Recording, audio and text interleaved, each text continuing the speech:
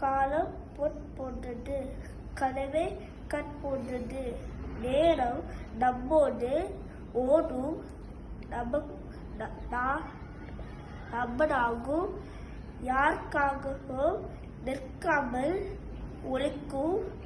நேரத்தை பார்த்து கொள்ள வேண்டும். நேரத்தை தந்த இறைவனுக்கு நன்றி சொல்ல வேண்டும்.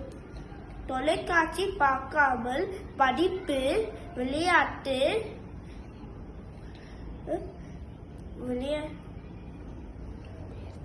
முயற்சியது வெற்றி பெறுவோம்.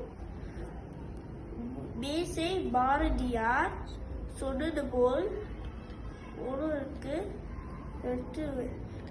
புக்கள் அல்ல, வாழ்க்கை என கடைக்கு சாதித்து கழுவோம்.